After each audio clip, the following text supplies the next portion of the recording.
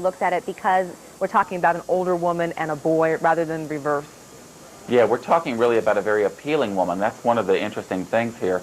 She comes from a very privileged background. You know, she was the daughter of a U.S. congressman. She was pretty and she was kind. Everybody loved her. So that's part of the fascination. I mean, it's not just that she's a woman, but it was that this particular woman was the one. But also we saw like the teenagers outside the prison today holding up signs, I'm 18, I'm available. I think if it was a male sex offender who was being released, I don't think you would see young girls holding signs like that outside. No, of course not. I mean, this is really, Darren, this has passed into the ridiculous. I mean, I was there last night at about midnight, and there was a swarm of people. You know, it was like a party atmosphere. It wasn't like a sex offender was coming out of prison. It was really like a celebrity was about to make her debut. And meanwhile, what happens to her now? Where does she go? How does she restart her life? Yeah, it's going to be very difficult. She will register, of course, today, we believe, as a sex offender. She'll have to make notification where she's living. She'll have to start over and pick up the pieces. It's going to be tough. But she is a strong woman in a lot of ways. She has a great resolve. She has some talents and some abilities that, you know, have been overshadowed by the scandal of this affair. Well, understandably. And as I understand it, she has been able to see her 6 children while she's in prison. That's right. She sees the little girls. She has seen them regularly every 2 weeks or so. The older children that now live in Alaska, they see her maybe once or twice a year. It has not been that frequent. And if there's one thing that she does understand or appears to understand, that her actions have had incredible impact on That's these something children. new. You know, Darren, that's really something new. In the past, she pretty much focused on herself and on Billy Fulau and really was thinking that the rest of us should just butt out of it and that it wasn't really none of our concern and it really had no impact on anyone else. Now she's thinking about her kids and thinking about, you know, what her actions have done, and that's a very good sign. I think that'll help her a lot. Gregg Olsen, thanks for joining us from Seattle. Thank you. Appreciate it. An investigator says that a female soldier accused in the Iraq prisoner abuse scandal told him it was just for fun, but Lindy England's lawyer says the government is trying to make her a scapegoat. National correspondent Bob Franken is covering that hearing for us in Fort Bragg, North Carolina. Bob, good morning. Good morning. It's about to start. Schedule is for it to begin in about 10 minutes. Now, we're expecting to hear telephone testimony today from members of the 372nd Military Police Unit. That is the one that Lindy England was a member of and the one that is so implicated in all of this controversy over the treatment of prisoners in Iraq. We're also waiting to see when Lindy England shows up, if she does, after a hard day for her yesterday. It was just fun, an investigator says she told him. But now, Private First Class Lindy England, who is late in her pregnancy, faces 19 charges, a potential 38 years in prison for her alleged role in the treatment of inmates held in the hellhole that was Abu Ghraib prison. Among the most notorious pictures that caused worldwide outrage is the one that shows England holding a detainee on a leash. She told investigators she did so at the behest of Corporal Charles Grainer, accused of being a leader of the prisoner mistreatment and identified by her attorney as the father of England's baby. After attending the morning session, England failed to show up in the afternoon. During the lunch break, PFC England called her doctor, and her doctor requested that she come in to see him, and so that is why she was not present during this afternoon's hearing. But before she left, an investigator described sexually explicit pictures of England, which became the basis for several of the indecency charges against her. As he described them, she looked down at the table. She's as stressed as anyone else would be if you were a 21-year-old young lady who's facing 30 years for pictures, intimate photographs that are you would see at Mardi Gras on spring break, but not in this case. She's facing 30 years. But the substantively controversial pictures are the ones that show alleged mistreatment of the prisoners in Iraq, pictures that have brought major embarrassment to the United States. Darren? Bob Franken at Fort Bragg. Thank you, Bob. It isn't the worst hurricane ever to hit the Carolina coast, but it probably is not the best either. Folks trying to power up and dry off after the run-in with Alex, and later playing politics, literally, how a new computer game puts you at the center of the campaign. Coming up.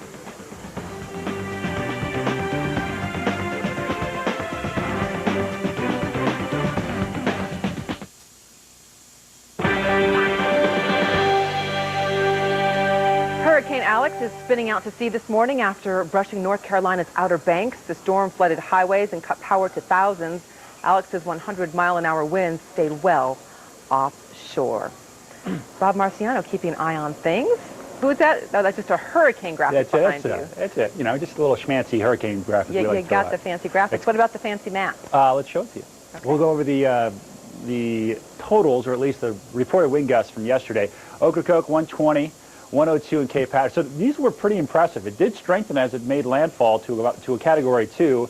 Isabella last year came ashore as a Category 2, but it weakened as it did so, but it still had a lot of momentum, and that's why there was so much wind and especially water damage for that particular storm. All right, here's this storm now. It's offshore. It's moving quite rapidly, accelerating now to about 20 miles an hour as it heads towards the Canadian Maritimes, but I probably think it'll miss that. Winds were 90, now at 85 miles an hour, so it's still a hurricane. Other topic of tropical discussion would be this thing. It's heading into the eastern Caribbean. It is tropical depression number 2, and the latest advisory does not bring it to tropical storm status. Matter of fact, Hurricane Center says it may even dissipate later on today as it runs into unfavorable conditions. But certainly some heavy rains for the Virgin Islands and the Windward Islands and maybe even Puerto Rico later on today. Today's forecast, cool and dry across the upper Midwest. It will be stormy in spots across this cool front. Typically when a hurricane exits behind it, it's pretty nice weather, or typically warm weather at least, with a lot of sinking air. We'll see that across the southeast and across the northeast as well. Daytime highs are going to be kind of warm in New York, 88 degrees with some humidity, 92 degrees in D.C. It'll be 81 degrees in Boston. But heat advisories out for Dallas and Houston again today. Temperatures up to about 100, a little humidity feeling like 110, 115 degrees. Also kind of warm and steamy in Denver, 94 there, and pretty nice across the west coast. Chicago still reporting some rainfall. Pretty strong line of thunderstorms rolling through Indianapolis, getting another surge of it this hour with thunder and lightning around Indy, and showers and storms rolling in through Kansas City, Dayton, Ohio, Columbus. Cleveland continues to report a little bit of rainfall, as does Oklahoma City reporting some thunder. But as this storm line moves into upstate New York, where last week there was a tremendous amount of rain, so the ground still pretty saturated.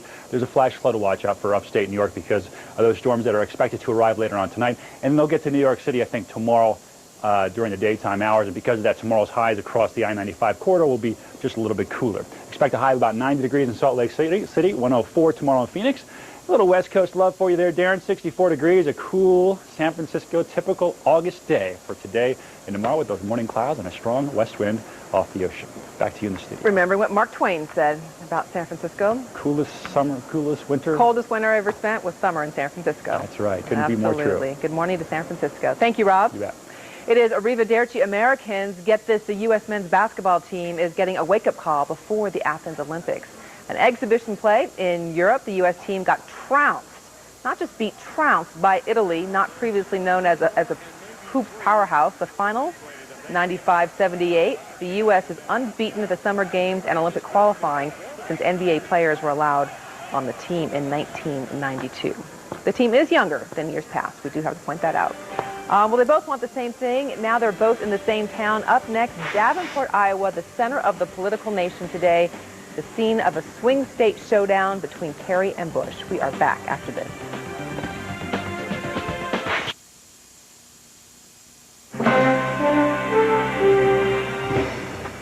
I'm Darren Kagan in Atlanta. Let's check what's happening now in the news. Wednesday, August 4th. President Bush and John Kerry are campaigning in Iowa today.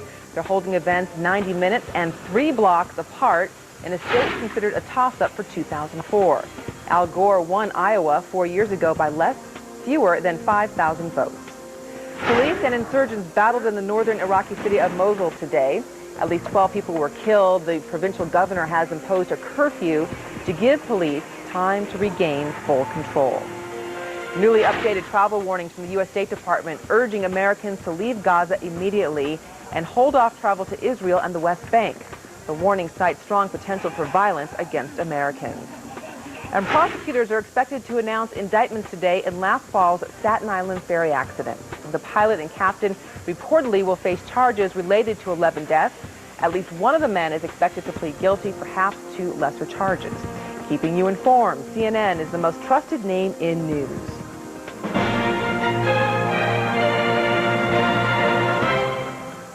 President Bush and Senator John Kerry will be within shouting distance of each other, literally within the next hour or so. It's all happening in Iowa.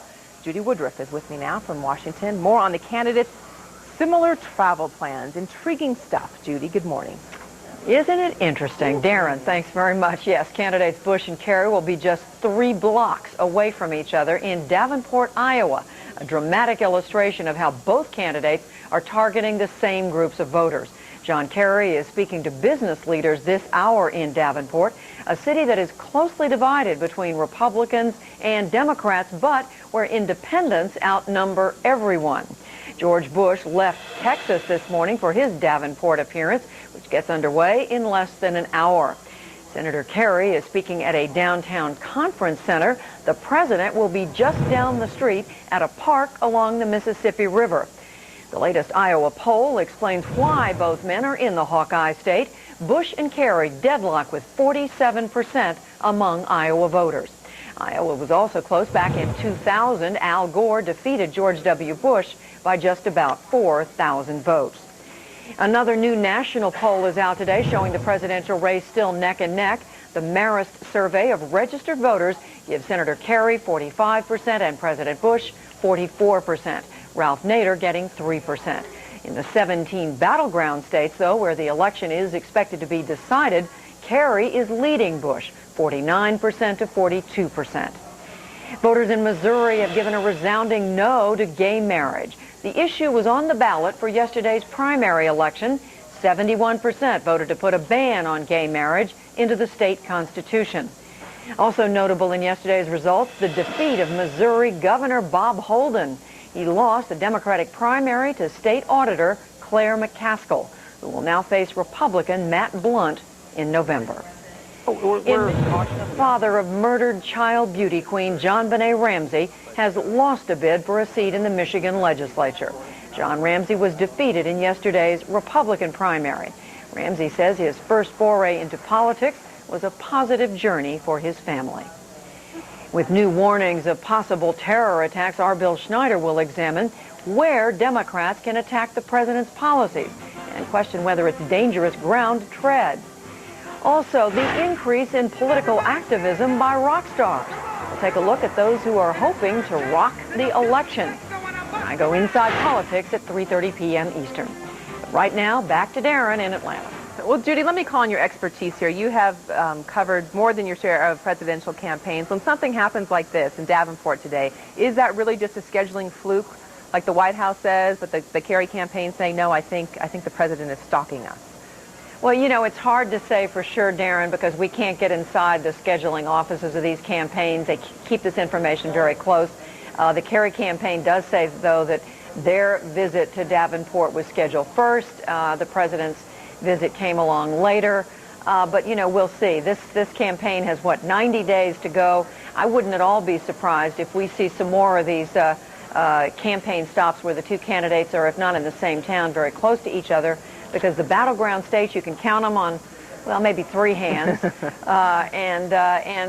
that's exactly where the candidates are going to be spending their time. Yeah, voters in the battleground states feeling a lot of love from the candidates. Those of us in places like Georgia, you wouldn't really even know that a presidential election is less than 100 days away. The states that are clearly going Republican or clearly going Democratic, they're not going to see the candidates at all, except maybe to raise money for their party. Yeah, always with the hand open for the money. Judy, thank you so much. We'll see more of you later this afternoon. Thanks, Darren. U.S. Airways is taking some flack today for diverting a flight to pick up 22 stranded passengers. Turns out the president's daughters, Barbara and Jenna Bush, just happened to be among the group grounded in Albany in New York by mechanical problems. The Boston to D.C. flight was already 20 minutes behind schedule. It got into Washington 2 hours late. The airline insists the unscheduled stop had nothing to do with the Bush twins. Cranky, tardy passengers were not happy about the change. Subway is yanking a promotion that it ran in its restaurants in Germany. A tray liner featured a picture of a plump Statue of Liberty with the question, why are Americans so fat? Subway says that sandwiches are slimming, unlike, say, McDonald's Big Macs. But House Republican leader Tom DeLay of Texas criticized the tray liner promo, questioning Subway's corporate patriotism. All right, well, speaking of all these presidential campaigns, you say you want to run one? Now you can. In a parallel political universe, technology correspondent Daniel Seberg taking us online, the games that can put you in the hunt for the red states, for the blue states. It's just a click away. And the White House. And you know what today marks, Darren? What is that? Today is 90 days until the presidential election. All right. So, and the peg here is that the first game we're going to talk about actually simulates 90 days to the election. It's from a company called Lantern Games, and it's called Front Runner. Now, the whole idea behind both of these games, as Darren was saying, is you basically run a campaign from start to finish. You create your candidate, you choose your candidate. We're talking about names you would recognize here. You could choose John Kerry, you could be George W. Bush, or you could be someone like Howard Dean or Ralph Nader. You choose the issues that are important to you, whether it's the war in Iraq, healthcare, taxes. You structure your candidate the way you want them to be. You choose your ideology, and then you hit the campaign trail and try and run this campaign in 90 days. Now, you have to worry about things like what you're going to talk about during a certain speech, putting together political ads, how much money you've got, fundraising, and you have to worry about whether your candidates are getting tired. Because the stamina is also affected by just how much you try and run them when they're out on the road. So you have to worry about all these little details while you're running this campaign. And basically, it's really a huge overview. You can have it as detailed as you want. For some people, it may be a little bit too detailed, but it's definitely not your sort of average shoot-'em-up game, obviously. A little bit more like playing political chess. So that's Front Runner from Lantern Games. The second one is from a company called Ubisoft. Now, they're actually more known for making stealth adventure games in the sort of Tom Clancy vein. So this is a little bit of a departure for them, but a very similar looking game. As you can see there, you choose your candidate, you create your campaign manager, then you zip across the country. You're flying from state to state. You have to strategize a lot, think about where you're going to go. And in this game, there's a couple of funny things. They added in, and some headlines might pop up and sort of change the way you're going, change your focus. There are a couple of interesting things. In this one, you can hire a spin doctor or what's called a smear merchant to work on your behalf to try and get things to work in your favor. And there are some similar TV shows. You can see there, Nighttime. There's also Barry King Live. So you have to have your candidates go on these shows, think about what they're going to say, think about what issues are important, check the polls, of course, which everyone does, and then finally, the votes are tabulated at the end of the game, and you see who wins the election and who's in the White House. So a couple of different games, different approach to video games. Yeah, you know, sports fans have fantasy football and fantasy baseball. Sure, so. these are games that are targeted to a political junkie, obviously, but they're also saying they could be used by educators, maybe in a civics class, to learn something. Full disclosure, I'm a Canadian, so I did learn a few things in these games. It does teach you about things like the Electoral College, which I'd be surprised if most people fully understand, but they did try to research them by talking to different professors who are political professors. They really went to great lengths to try and get all of this data into the game. And you know, this is a historical quote of the day, Darren. I looked this up. Sir Winston Churchill said, "Politics is not a game, it is an earnest business." Well, he couldn't have predicted the $10 billion